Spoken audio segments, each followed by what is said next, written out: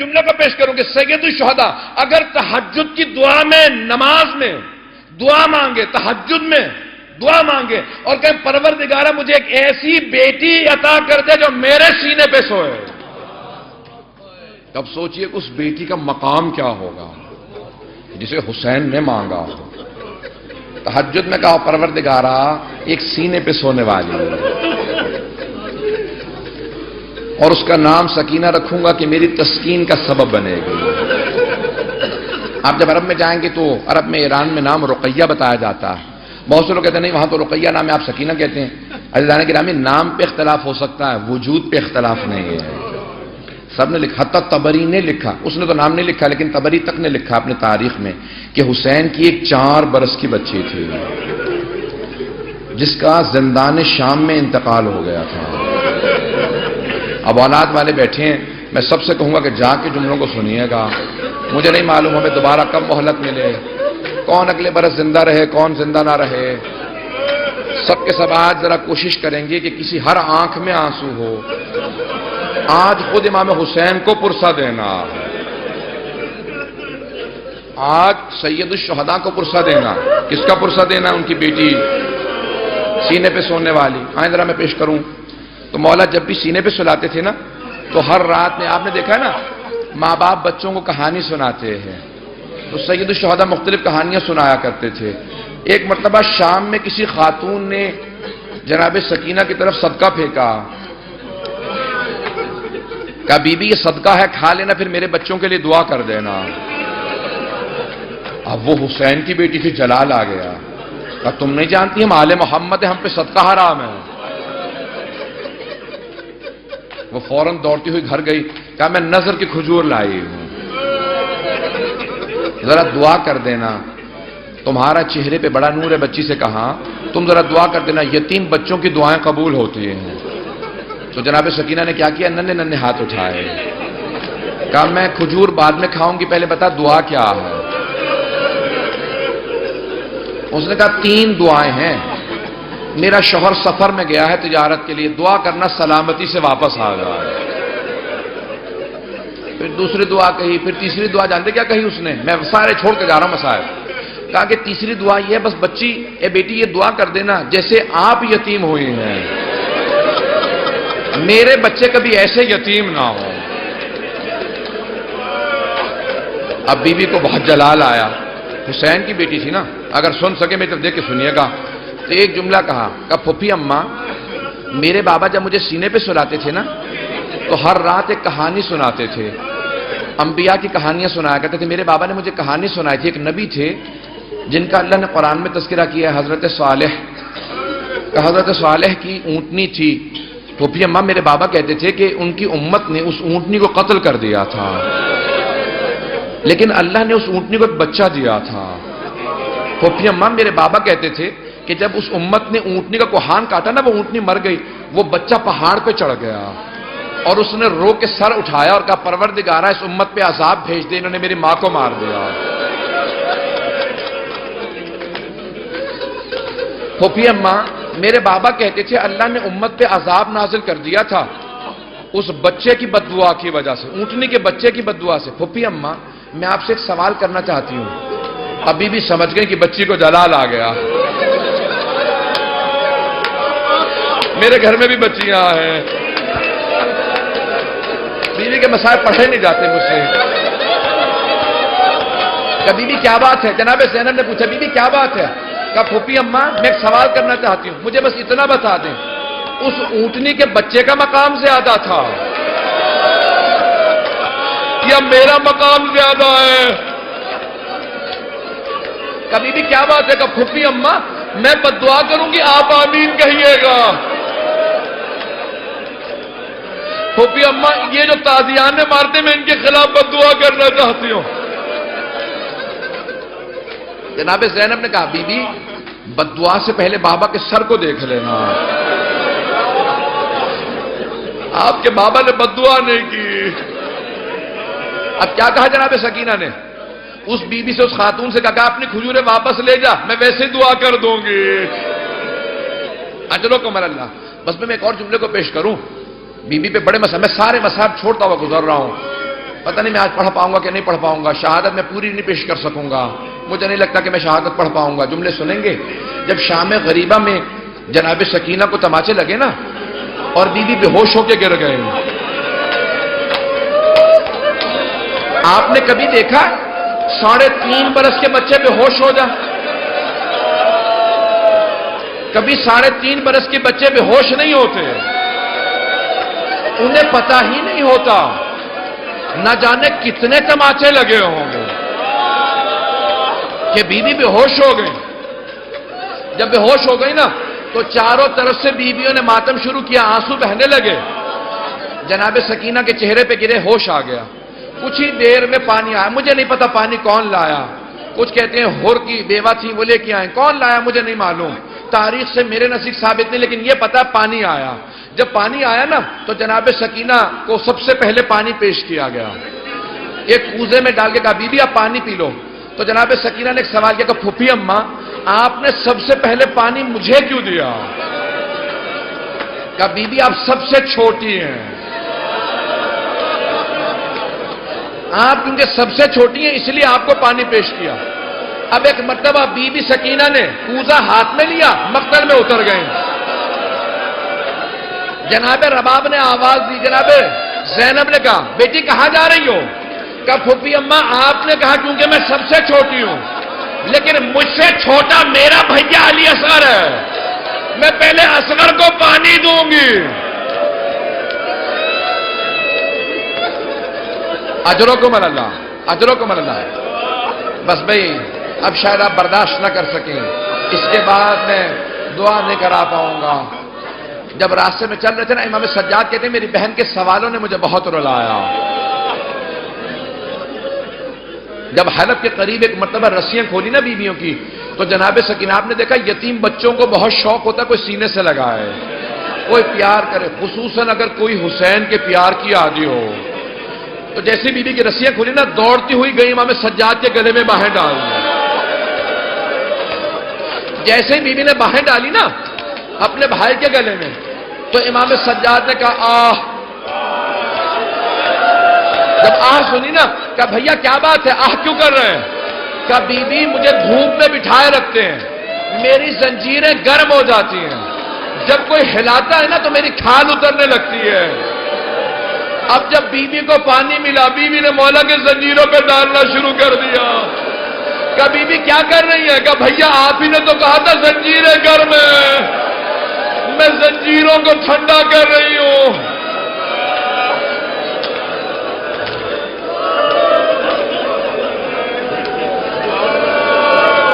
اجرکم Allah, اجرکم Allah. Be be کی شہادت کی 3 روایات ہیں۔ میں بار بار شہادت کیوں کہہ رہا ہوں؟ جو طبیعی موت مرتا ہے نا اسے کہا جاتا ہے وفات، اور جو ظلم سے مرتا ہے اسے کہا جاتا ہے شہید۔ اب بی بی پہ تو بڑا ظلم ہوا تھا نا، اب لوگ برداشت نہیں کر پائیں گے۔ میں شہادت کی ایک روایت صرف پیش کرنا چاہتا ہوں اگر سن پائیں، لیکن میں ایک سوال کروں آپ سے، اگر کوئی کسی کے بچے کو تماچا لگا دے، ماں باپ سامنے کھڑے ہوں کیسی کیفیت ہو جاتی ہے؟ خصوصاً اگر ماں بیوہ ہو۔ جب شام غریبہ میں بی بی کو تماچا لگا نا تو جناب رباب نے بڑی حسرت سے جناب زینب کو دیکھا، کیوں کہ بی بی میری بچی کو بچا لو۔ جناب زینب نے کہا رباب اب مجھے مت دیکھنا، میرا عباس نہیں رہا۔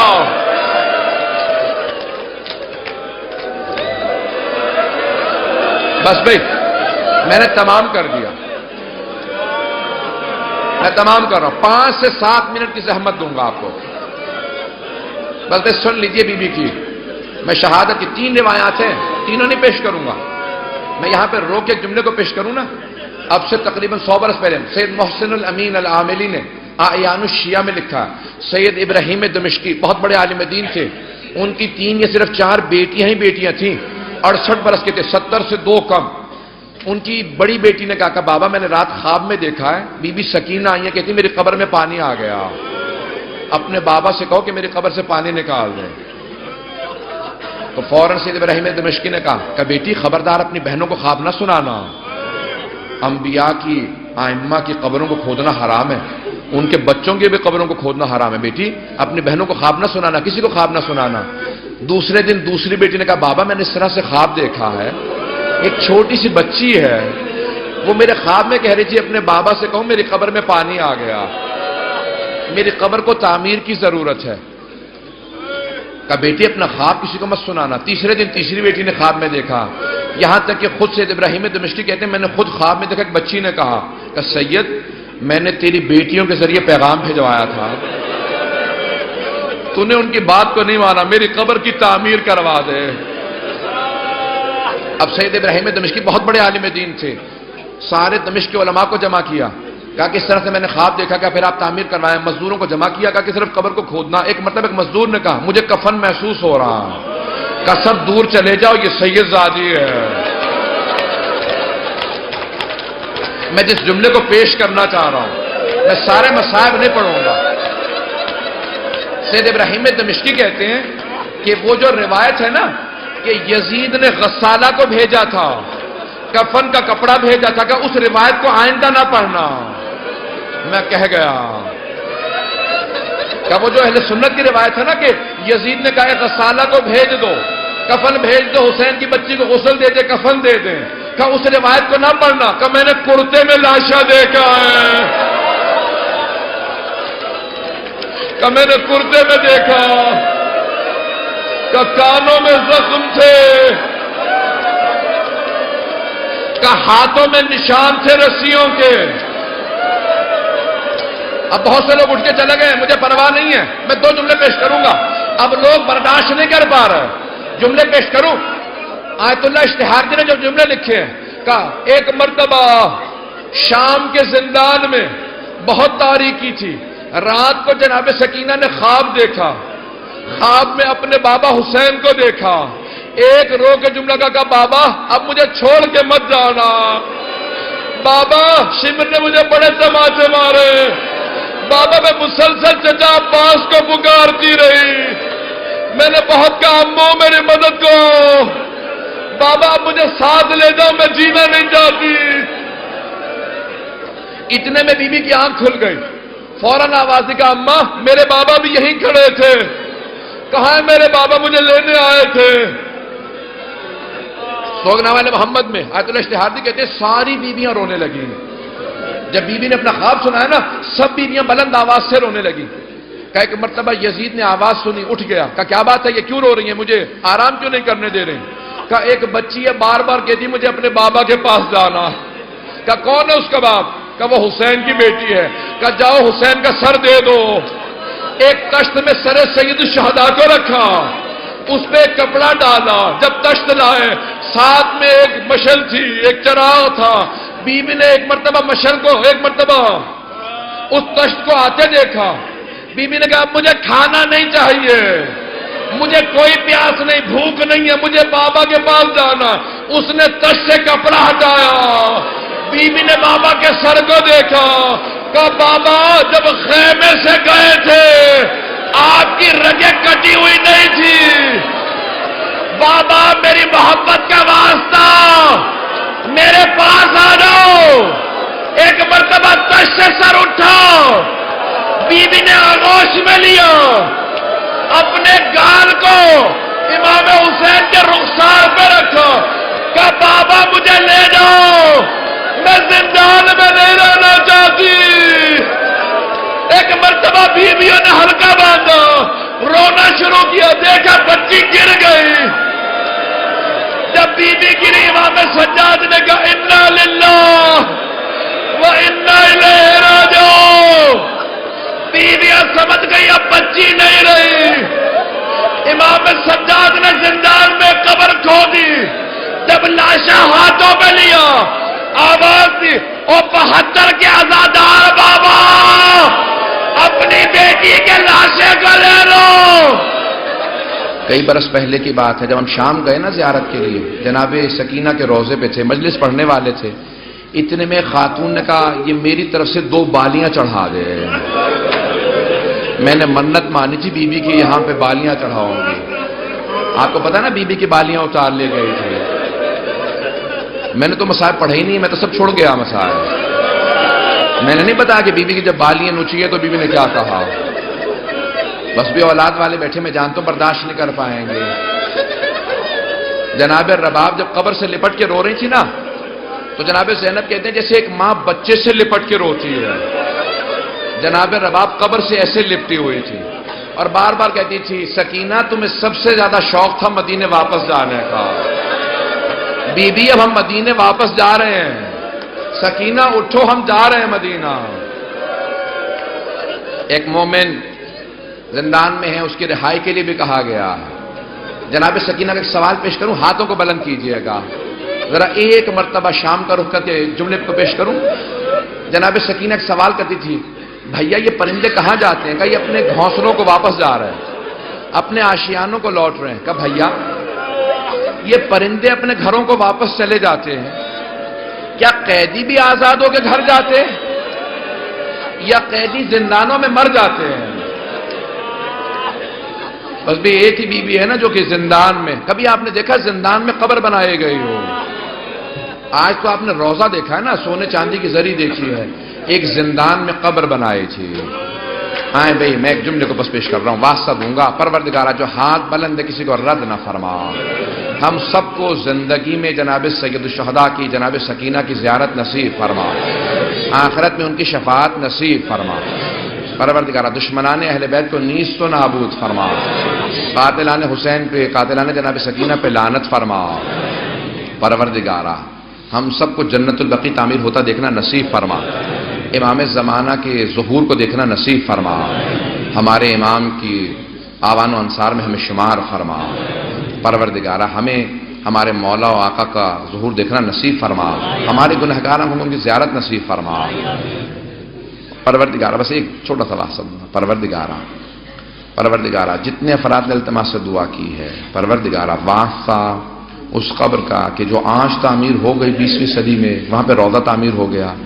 جب پہلی مرتبہ بیویاں جا رہی تھیں نا تو صرف ایک بیوی بار بار کہہ رہی تھی گواہ رہنا میں واپس آؤں گی.